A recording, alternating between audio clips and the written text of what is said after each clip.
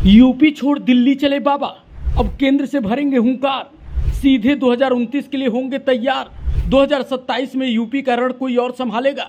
योगी को राष्ट्रीय राजनीति में नंबर 2 बनाने की तैयारी। समर्थक भी कह रहे हैं अब बाबा की है बारी।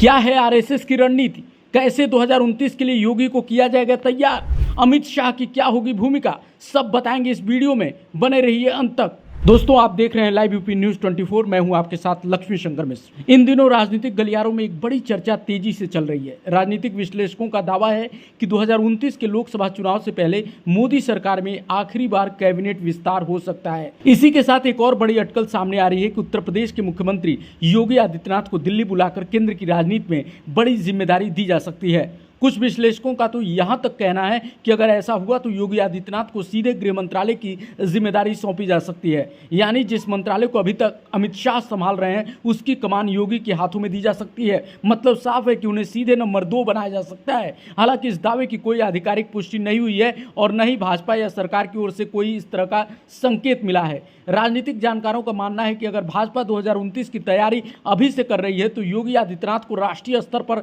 स्थापित करना उसकी रणनीति का हिस्सा हो सकता है। इसकी वजह यह बताई जा रही है कि प्रधानमंत्री नरेंद्र मोदी के बाद भाजपा के जिन नेताओं की सबसे मजबूत जन स्वीकार्यता दिखाई देती है उनमें योगी आदित्यनाथ का नाम सबसे ऊपर है। कुछ विश्लेषकों का यह भी कहना है कि राष्ट्रीय स्वयंसेवक संघ यानी आरएसएस भी लंबे समय की राजनीति को ध्यान में रखकर नेतृत्व तैयार करने की रणनीति पर काम कर रहा है। ऐसे में यह चर्चा है कि भविष्य के नेतृत्व के रूप में योगी आदित्यनाथ को राष्ट्रीय राजनीति में बड़ी भूमिका दी जा सकती है।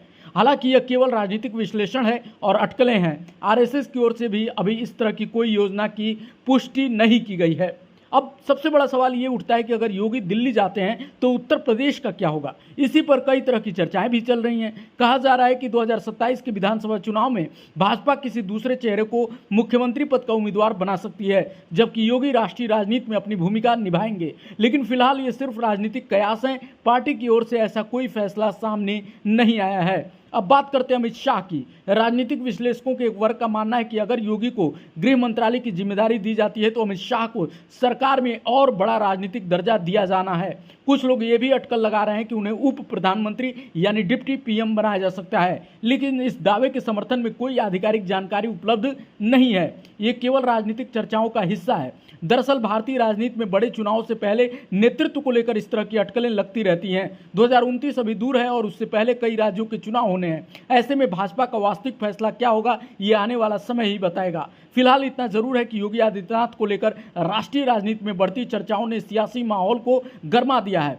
समर्थक इसे भविष्य की तैयारी बता रहे हैं, जबकि विपक्ष इन चर्चाओं को महज राजनीतिक प्रचार बता रहा है। सच क्या है इसका जवाब आने वाले समय में ही मिलेगा। एक बार फिर हम साफ कर दें कि इस वीडियो में बताई गई सभी बातें राजनीतिक विश्लेषकों के दावों और मीडिया में चल रही अटकलों पर आधारित हैं। भाजपा, केंद्र सरकार, आरएसएस या किसी आधिकारिक संस्था की ओर से इन दावों की कोई पुष्टि नहीं की गई है। अब आप बताइए, क्या आपको लगता है कि 2029 से पहले योगी आदित्यनाथ को दिल्ली बुलाकर केंद्र की राजनीति में बड़ी जिम्मेदारी दी जा सकती है या यह केवल राजनीतिक अटकलें हैं? अपनी राय हमें कमेंट में जरूर बताइए। अगर आपको हमारे विश्लेषण पसंद आते हैं तो वीडियो को लाइक कीजिए, चैनल को सब्सक्राइब कीजिए। मिलते हैं अगले वीडियो में। नमस्कार।